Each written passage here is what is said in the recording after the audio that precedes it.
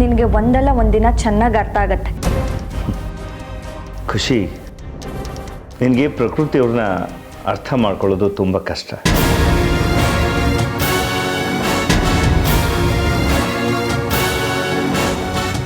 ನೀನಾಗಲಿ ಅಕ್ಷಯ್ ಆಗಲಿ ಪ್ರಕೃತಿಯವ್ರ ಬಗ್ಗೆ ಏನೇ ಕಂಪ್ಲೇಂಟ್ ಹೇಳಿದ್ರು ಆಶ್ಚರ್ಯ ಇಲ್ಲ. It's okay. ಯಾಕೆಂದರೆ ನಿಮಗೆ ಪ್ರಕೃತಿಯವ್ರ ನೇಚರ್ ಏನು ಅಂತ ಇನ್ನೂ ಸರಿಯಾಗಿ ಅರ್ಥನೇ ಆಗಿಲ್ಲ.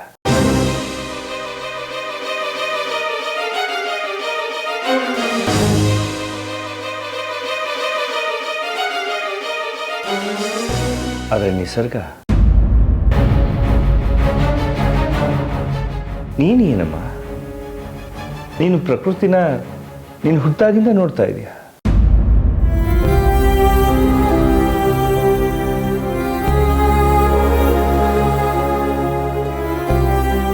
ನೀವಿಬ್ರು ಒಂದೇ ಮನೇಲಿ ಬೆಳೆದವರು, ನೀನು ಅಕ್ಕ ಅವರು.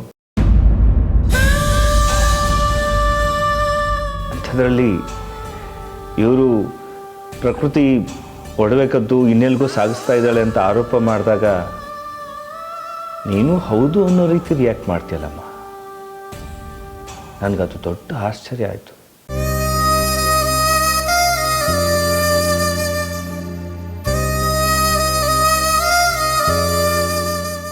ಇಷ್ಟೇನಾ ನೀನು ನಿಮ್ಮ ಅಕ್ಕ ಪ್ರಕೃತಿನ ಅರ್ಥ ಮಾಡ್ಕೊಂಡಿರೋದು? ನಿನ್ನ ನೋಡಿದ್ರೆ ನಂಗೆ ಅಯ್ಯೋ ಅನ್ಸುತ್ತಮ್ಮ. ನಿನಗೆ ನಿಮ್ಮ ಅಕ್ಕನ ಬಗ್ಗೆ ಇದು ಅಭಿಪ್ರಾಯ ಇಷ್ಟು ಬೇಗ ಹೇಗೆ ಬದಲಾಯಿತು?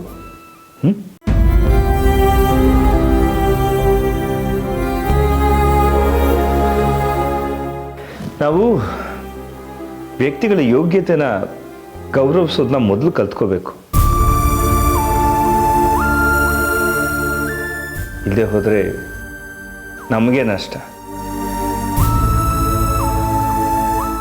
ಎನಿವೇಸ್, ನಿಮ್ಮೆಲ್ಲರ ಆರೋಪಗಳನ್ನು ಪ್ರಕೃತಿಯವರು ಸುಳ್ಳು ಮಾಡಿದ್ರಲ್ಲ, ಅದ್ರ ಬಗ್ಗೆ ನನಗೆ ತುಂಬ ಸಂತೋಷ ಇದೆ.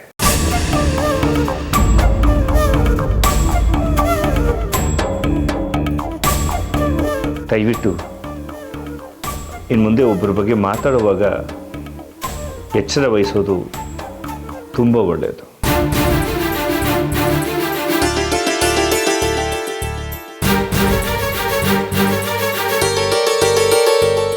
ಕೆಲವೊಂದು ತಿಳಿತೀನಿ.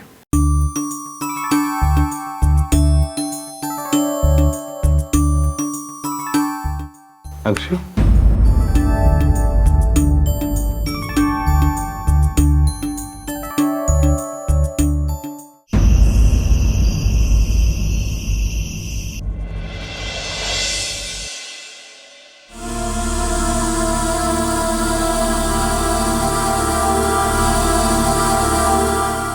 ಏನ್ ಚಿನ್ನ ಇಲ್ಲಿ ಕೂತಿದ್ಯಾ?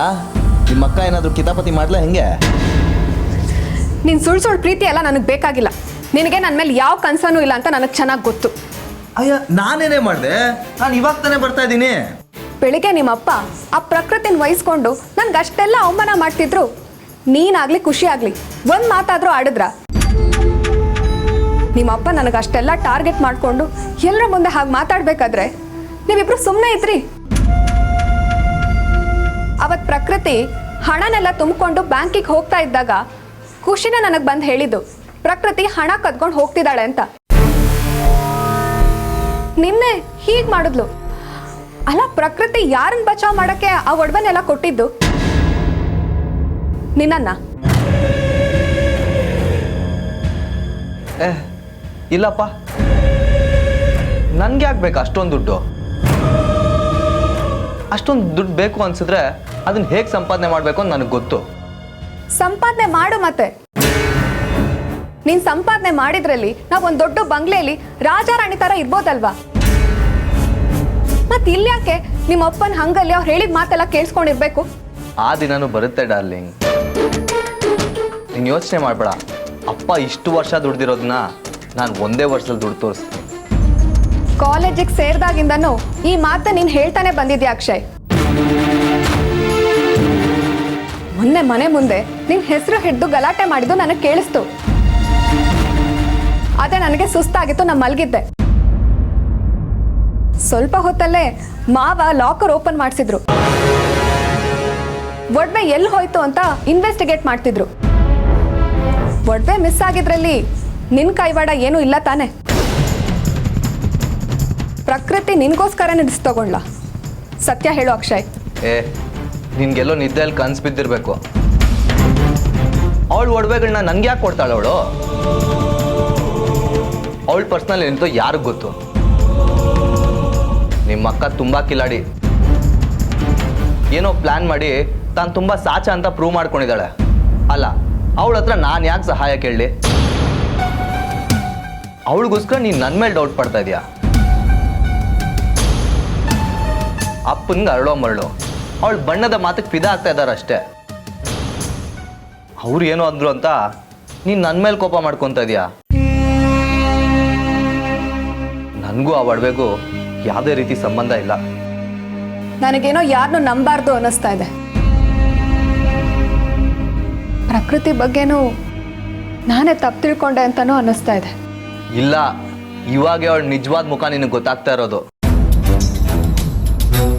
ನೋಡು, ನೀನು ಕ್ಯಾರಿಂಗು ಏನೇನೋ ಯೋಚನೆ ಮಾಡಿ ನೀನು ಹೆಲ್ತ್ ಅಪ್ಸೆಟ್ ಮಾಡ್ಕೊಬೇಡ. ಅಪ್ಪ ಏನೋ ಅಂದರು ಅಂತ ಅದನ್ನೆಲ್ಲ ಮರೆತು ನೀನು ಸಮಾಧಾನವಾಗಿರು.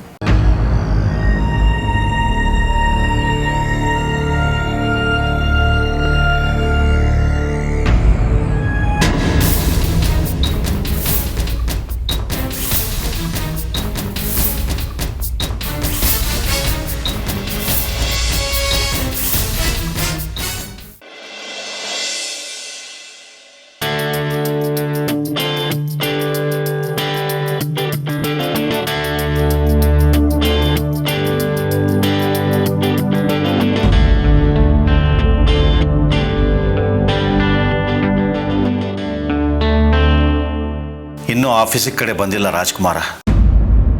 ಇವನು ಬದಲಾಗೋ ಆಸಾಮಿ ಅಲ್ಲ. ಮನೆಯಲ್ಲೇ ಕಳ್ತನ ಕೇಳಿದಿದ್ದಾನೆ ಅಂದರೆ ಇವನ ವ್ಯವಹಾರಗಳು ಎಷ್ಟು ಅಪಾಯಕಾರಿ ಆಗಿರ್ಬೋದು. ಯಾರ್ಯಾರ ಜೊತೆ ಏನೇನು ವ್ಯವಹಾರ ಮಾಡಿ ಎಲ್ಲೆಲ್ಲಿ ಸಿಕ್ಕಾಕೊಂಡಿದ್ದಾನೋ ಏನೋ.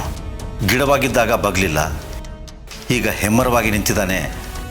ಬಗ್ತಾನ ಇವನು. ಇವನನ್ನು ರಿಪೇರಿ ಮಾಡೋಕ್ಕಾಗುತ್ತಾ? ಪ್ರಕೃತಿಗೊಂದು ಭ್ರಮೆ ಅಷ್ಟೇ. ಇವನ ಹಾವಳಿಯನ್ನು ತಡೆದು ನಿಲ್ಲಿಸದೇ ಇದ್ದರೆ ಮುಂದೆ ಮನೆಗೂ ಫ್ಯಾಕ್ಟ್ರಿಗೂ ಅಪಾಯ ತಪ್ಪಿದ್ದಲ್ಲ. ಅರವಿಂದನ ಹತ್ರ ಮಾತಾಡಿ ಬಿಡ್ತೀನಿ, ತೀರ್ಮಾನ ಆಗೋಗ್ಲಿ. ಪಾಪ ಪ್ರಕೃತಿ.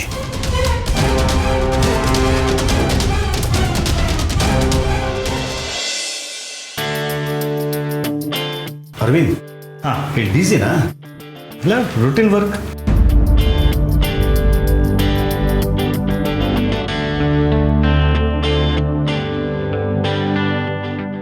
ನಿನ್ನ ಹತ್ರ ಸ್ವಲ್ಪ ಮಾತಾಡಬೇಕಾಯಿತು. ಒಂದು 5 ನಿಮಿಷ. ಡೆಫಿನೆಟ್ಲಿ. ಕಾನ್ಫರೆನ್ಸ್ ಹಾಲ್ಗೆ ಹೋಗೋಣ. ಸರ್, ಪ್ರಾಬ್ಲಮ್ ಬಂದಿದೆ. ಹೇಳಿ. Sir, raw material suppliers supply stop ಮಾಡಿದ್ದಾರೆ. ನಾನ್ಸೆನ್ಸ್. ಸಪ್ಲೈ ಸ್ಟಾಪ್ ಮಾಡಿದಾರ? ಅಲ್ರಿ, ಅವ್ರಿಗೆ 50% ಅಡ್ವಾನ್ಸ್ ಕೊಟ್ಟಿದ್ದೀವಲ್ಲ, ಇನ್ನೇನು ಸಮಸ್ಯೆ ಅಂತೆ? ಅಲ್ಲ, ನೀವು ಹೇಳಿದ ಪ್ರಕಾರ ನಾಳೆ ಮಧ್ಯಾಹ್ನ ಸ್ಟಾಕ್ ಖಾಲಿ ಆಗುತ್ತೆ, ರೈಟ್?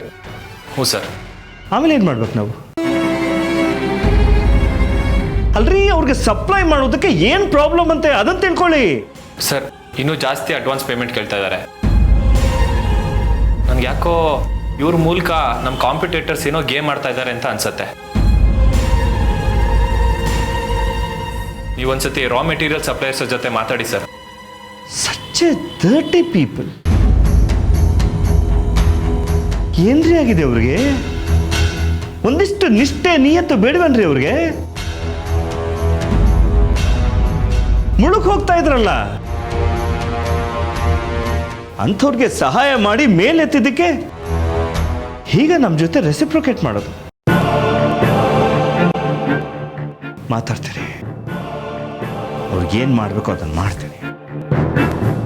ಸಾಕು. I am sorry. ನಾನು ನಿಮ್ಮ ಹತ್ರ ಆಮೇಲೆ ಮಾತಾಡ್ತೀನಿ. Matter serious. No problem. ಆದರೆ ಇದು ಮುಖ್ಯವಾದ ವಿಷಯನೇ. No problem, carry on. ನಾನು ಆಮೇಲೆ ಸಿಗ್ತೀನಿ. Hope you don't mind. No problem. Sandeep, sir, ಅವ್ರಿಗೆ ಸಂಬಂಧಪಟ್ಟ ಫೈಲ್ಸ್ ಎಲ್ಲ ತೊಗೊಂಬನ್ನಿ. ನಾವು ಅವ್ರಿಗೆ ಪೇಮೆಂಟ್ ಕೊಟ್ಟಿರೋದು ಬ್ಯಾಂಕ್ ಡೀಟೇಲ್ಸ್ ಎಲ್ಲ ನನಗೆ ಬೇಕು ಇಮಿಡಿಯೇಟ್. ಓಕೆ ಸರಿ ಸರ್.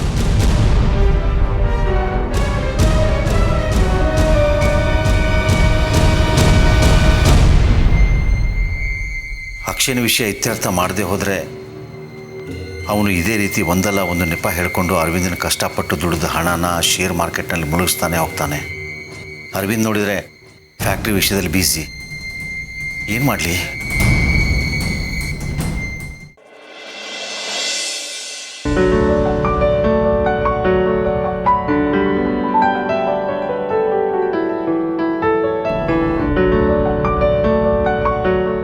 ಇಲ್ಲಿ ಕೂತು ಇದೇನು ಮಾಡ್ತಿದ್ದೀರಾ? ಊಟದ ಸಮಯ ಆಯಿತು. ಎಲ್ರೂ ಇಲ್ಲೇ ಕರೆದು ಕೈ ತುತ್ತು ಹಾಕ್ಲೇನೋ? ಕೈ ತುತ್ತ? ಆ ಕಾಲ ಹೋಯ್ತು, ಮತ್ತು ಆ ಕಾಲ ಖಂಡಿತ ಬರೋದು ಇಲ್ಲ. ಈಗ ನಮ್ಮ ಪಾಲಿಗೆ ಅದೆಲ್ಲ ಸವಿ ನೆನಪುಗಳಷ್ಟೆ. ಊಟ ಮಾಡೋಣ, ಆದರೆ ಅದಕ್ಕೆ ಮುಂಚೆ ಈ ಗಿಫ್ಟ್ಸ್ಗಳನ್ನೆಲ್ಲ ಅವ್ರವ್ರ ವಾರಸ್ದಾರ ಕೊಟ್ಬಿಟ್ರೆ ಒಂದು ಕೆಲಸ ಮುಗ್ದ ಹಾಗೆ. ಆಮೇಲೆ ನೆಮ್ಮದಿಯಾಗಿ ಊಟ ಮಾಡ್ಬೋದು. ನಿಸರ್ಗ, ಅಕ್ಷಯ್, ಖುಷಿ, ಎಲ್ಲರೂ ಬನ್ನಿ. I have a surprise for you. ಬನ್ನಿ, ಪ್ಲೀಸ್ ಕಮ್.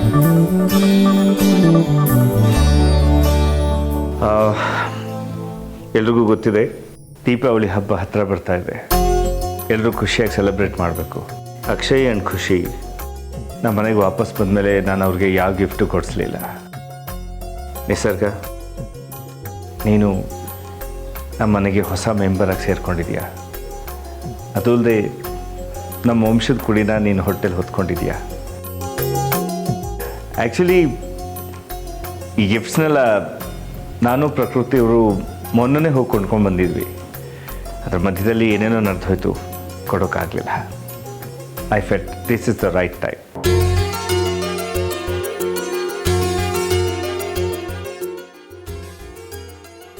ಸೊ ನಿಸರ್ಗ, ಮೊದಲನೇ ಗಿಫ್ಟು ನಿನಗೆ ತಗೊಂಬ. ಹ್ಯಾಪಿ ದೀಪಾವಳಿ.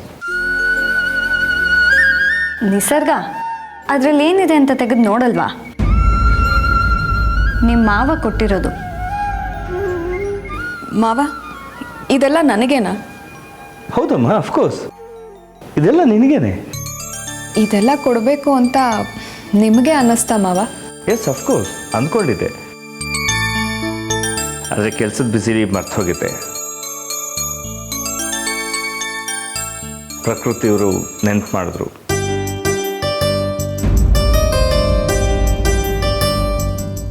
ಮತ್ತು ಎಲ್ಲ ಗಿಫ್ಟ್ ಸೆಲೆಕ್ಷನ್ ಅವ್ರದ್ದೇ. ಐ ಆಮ್ ಶ್ಯೂರ್ ನಿಮಗಿದು ತುಂಬ ಇಷ್ಟ ಆಗುತ್ತೆ. ಖಂಡಿತ ಇಷ್ಟ ಆಗುತ್ತೆ ಮಾವ. ನೀವೇ ನೆನಪು ಮಾಡಿಕೊಂಡು ಸೆಲೆಕ್ಟ್ ಮಾಡ್ಕೊಂಡು ತಂದು ಪ್ರಕೃತಿ ಹೆಸರು ಹೇಳ್ತಿದ್ದೀರಾ ಅಲ್ವಾ? ಅಲ್ಲ, ನಾನು ಸುಳ್ಳು ಹೇಳಲ್ಲ.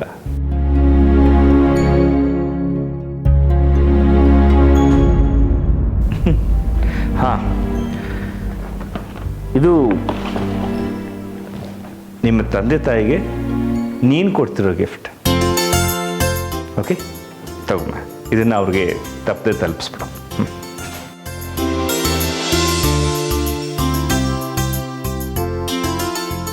ಅದರಲ್ಲಿ ನಿಮ್ಮ ತಂದೆ ತಾಯಿಗೆ ಪ್ಯಾಂಟು ಶರ್ಟು ಸ್ಯಾರಿ ಎಲ್ಲ ಇದೆ. ಇದು ನಿಮ್ಮಿಬ್ಬರು ಗಿಫ್ಟು ಅಂತ ಹೇಳ್ಕೊಳ್ಳಿ. ಹಾಂ, ಖುಷಿ, ಒಂದು ಸೆಕೆಂಡ್ ತಗೋ, ಇದು ನಿನಗೆ. ಅಕ್ಷಯ್, PUC ಸೇರಿದಾಗಿಂದ ನೀನು ವಾರ್ಡ್ರೋಬ್ ನೀನೇ ಸೆಲೆಕ್ಟ್ ಮಾಡ್ತಿದ್ದೆ. ಆದ್ರೀಗ ನಿಮ್ಮಮ್ಮ ಇಲ್ಲ.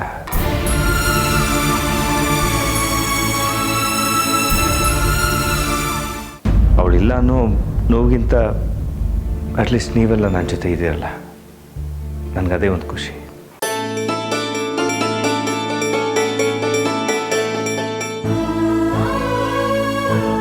ಒಂದು ಸೆಕೆಂಡ್. ಅದಕ್ಕೆ ನಿನಗೂ ಒಂದಷ್ಟು ಗಿಫ್ಟು ನಾನೇ ಸೆಲೆಕ್ಟ್ ಮಾಡ್ತಾ ಇದ್ದೀನಿ. This is yours.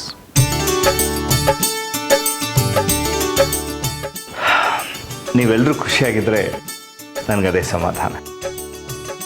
ಇಷ್ಟೇನಾ ಮಾವ ನಿಮಗೆ ಪ್ರಕೃತಿಗೆ? ನಾವು ಹೊಸ ಬಟ್ಟೆ ಹಾಕ್ಕೊಂಡು ಇನ್ನೇನು ಸೆಲೆಬ್ರೇಷನ್ ಮಾಡಬೇಕು ನಿಸರ್ಗ. ನನ್ನ ಕಾಲ ಅಂತೂ ವಿದ್ಯಾ ಜೊತೆಗೆ ಮುಗ್ದು ಹೋಯಿತು. ಈಗೇನಿದ್ರು ಇಟ್ಸ್ ಯೋರ್ ಟೈಮ್. ನೀವೆಲ್ಲರೂ ನಿಮ್ಮ ಕಾಲ ಮೇಲೆ ನಿಂತು ಚೆನ್ನಾಗಿ ಬದುಕ್ಬಿಟ್ರೆ ಅದನ್ನು ನೋಡೋದೇ ನನಗೊಂದು ಸೆಲೆಬ್ರೇಷನ್ ಅಲ್ವಾ.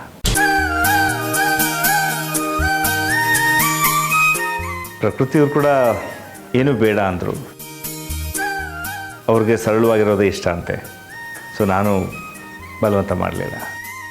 ನಿನ್ನ ಸೆಲೆಕ್ಷನ್ನು ಯಾವಾಗಲೂ ಚೆನ್ನಾಗೇ ಇರುತ್ತಪ್ಪ.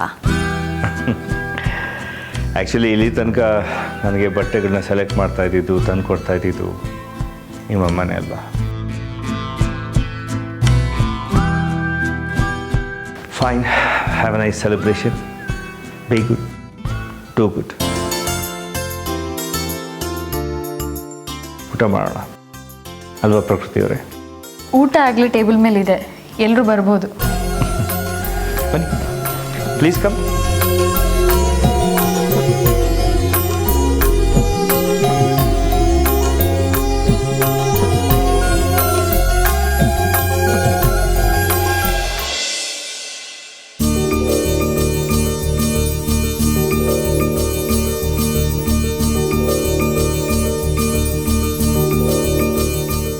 ರೀ, ಇವತ್ತು ನಿಸರ್ಗ ಫೋನ್ ಮಾಡಿದ್ಲು.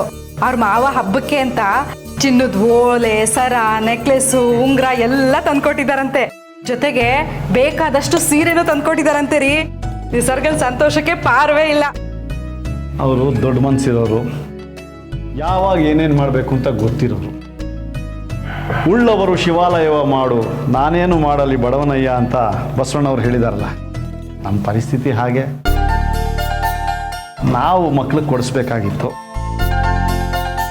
ಅದು ಒಂದು ಖುಷಿ ಅಂದರೆ ಮಕ್ಕಳು ಖುಷಿಯಾಗಿದ್ದಾರಲ್ಲ, ಅಷ್ಟು ಸಾಕು ನನಗೆ. ಅದು ನಿಜನೇ ಅನ್ನಿ ರೀ. ಅಷ್ಟೇ ಅಲ್ಲ, ಮಗಳು ಜೊತೆಗೆ ಅಳಿಯನಿಗೂ ಕೂಡ ಗಿಫ್ಟ್ ಕೂಡ ಕೊಟ್ಟಿದ್ದಾರಂತೆ. ವಿಶೇಷ ಅಂದರೆ ನಮಗೂ ಕೂಡ ಗಿಫ್ಟ್ ತಂದಿದ್ದಾರಂತೆ ರೀ. ಹೇಳಿದ್ನಲ್ಲ, ದೇವ್ರು ಅವ್ರಿಗೆ ಲಕ್ಷ್ಮೀ ಕಟಾಕ್ಷ ಕೊಡೋದ್ರ ಜೊತೆಗೆ ಒಳ್ಳೆ ಮನಸ್ಸನ್ನು ಕೊಟ್ಟಿದ್ದಾನೆ. ಪ್ರಕೃತಿಗೆ ಏನು ಗಿಫ್ಟ್ ತಂದಂತೆ? ಇವಳೇ ತನಗೇನು ಬೇಡ ಅಂತ ಹೇಳಿದ್ಲಂತೆ ಮುಷಂಡಿ. ಸಿಕ್ಕಾಗಿ ತಗೊಳ್ಳೋದಕ್ಕೂ ಬುದ್ಧಿ ಬೇಕು. ಬೇಡ ಅಂದ್ಲಂತ. ದೊಡ್ಡ ಮನುಷ್ಯನಿಗೆ ದೊಡ್ಡ ಮನಸ್ಸಿನ ಹೆಂಡತಿ. ಎಲ್ಲದಕ್ಕೂ ಪಡ್ಕೊಂಬಂದಿರಬೇಕು. ಆ ಬ್ರಹ್ಮ ಯಾರ್ಯಾರ ಹಣೆಯಲ್ಲಿ ಏನು ಬರೆದಿರ್ತಾನೋ ಹಾಗೆ ನಡೆಯೋದು. ನಿಸರ್ಗ ಸ್ವಲ್ಪ ಎಚ್ಚರಿಕೆಯಿಂದ ಇದ್ದಿದ್ರೆ ಅವಳ ಹಣೆಲೋ ಆ ಅದೃಷ್ಟ ಬರ್ದಿತ್ತೋ ಏನೋ, ಯಾರಿಗೊತ್ತು. ಎಲ್ಲ ಹಾಳು ಮಾಡ್ಕೊಂಡ್ಬಿಟ್ಲು. ಪ್ರಕೃತಿ ನಿನ್ನ ಮಗಳಲ್ವೇನೆ? ಈ ಮನೆಗೋಸ್ಕರ ಅವಳ ಜೀವನೇ ತೆಗೆದಿದ್ದಾಳೆ. ವಯಸ್ಸಾಗಿರೋ ಗಂಡ ಇರ್ಬೋದು, ಆದರೆ ಒಳ್ಳೆ ಹೃದಯ ಇರುವಂಥ ಗಂಡ ಸಿಕ್ಕಿದ್ದಾನೆ. ಅದು ನಿನ್ನ ಸಂತೋಷ ಕೊಡ್ತಾ ಇಲ್ಲ. ನಿನ್ನ ಪ್ರಕೃತಿ ಬಗ್ಗೆ ಏನು ಅನ್ಸೋದೇ ಇಲ್ವೇನೆ? ನಿನ್ನ ಮಗಳಿಗೆ ಇಂಥ ಗಂಡ ಸಿಕ್ಕಬೇಕು ಅಂತ ಹೊಟ್ಟೆ ಉರಿ ಪಟ್ಕೋತಾ ಇದೆಯಲ್ಲ. ನಾನೇನು ಹೊಟ್ಟೆ ಉರ್ಕೋತಾ ಇಲ್ಲ, ಇರೋದನ್ನ ಹೇಳ್ತಾ ಇದ್ದೀನಿ ಅಷ್ಟೇ. ತಪ್ಪೇನಿದೆ ಅದರಲ್ಲಿ? ಏನಿಲ್ಲ, ನೀ ಮಲ್ತಾಯಿ ಆಗ್ಬೋದೇ ವಿನಃ ತಾಯಿ ಆಗಲ್ಲ. ನೀನೋ ನಿನ್ನ ಬುದ್ಧಿನೋ ಈ ಜನ್ಮದಲ್ಲಿ ಉದ್ಧಾರ ಆಗಲ್ಲ. ನೀನು ರೀ, ಊಟನ ಅರ್ಧಕ್ಕೆ ಬಿಟ್ಟು ಹೋಗ್ತಿದ್ದೀರಲ್ಲ. ಊಟ ಬೇಡ. ಬೇಡ ಅಂದ್ರೆ ಬಿಡಿ. ನನ್ನ ಮೇಲೆ ಸಿಟ್ಟನ್ನ ಊಟದ ಮೇಲೆ ತೋರಿಸ್ಕೊಂಡ್ರೆ ಉಪವಾಸ ಬೀಳೋದು ನೀವೇನೆ. ನನಗೇನು ಲಾಸ್ ಇಲ್ಲ. ನಿಮ್ಗೆ ಎಷ್ಟು ಸರಿ ಹೇಳಿದ್ದೀನಿ ನಾನು, ಅವ್ರನ್ನ ಸರಿ ಫಾಲೋ ಅಪ್ ಮಾಡಿ ಅಂತ. ಈಗ ಕುತ್ತಿಗೆಗೆ ಬಂದಾಗ ಬಂದು ಹೀಗೆ ನಿಂತ್ಕೊಂಡ್ರೆ ಏನು ಪ್ರಯೋಜನ ಇಲ್ಲ. ಮಾಡೋ ಕೆಲಸ ಸರಿಯಾದ ಸಮಯಕ್ಕೆ ಮಾಡಿದರೆ ಹೀಗೆ ಪ್ರಾಬ್ಲಮ್ ಬರ್ತಿರ್ಲಿಲ್ಲ. ರೀ, ಅವ್ರ ಪೇಮೆಂಟ್ ನಾವೇನಾದ್ರು ಪೆಂಡಿಂಗ್ ಇಟ್ಟಿದ್ದೀವ? ಪೇಮೆಂಟ್ ಯಾವ್ದು ಬಾಕಿ ಇಲ್ಲ ಸರ್. ಇನ್ಫ್ಯಾಕ್ಟ್ ನಮ್ಮ ಅಡ್ವಾನ್ಸ್ ಅಮೌಂಟೇ ಅವ್ರ ಹತ್ರ ಇದೆ. ಯಾವ ಸತಿನೂ ಈ ಥರ ಮಾಡಿರಲಿಲ್ಲ. ಈ ಸತಿ ತುಂಬಾ ತಕರಾರು ಮಾಡ್ತಾ ಇದ್ದಾರೆ. ಕೇಳಿದ್ರ ರಘು?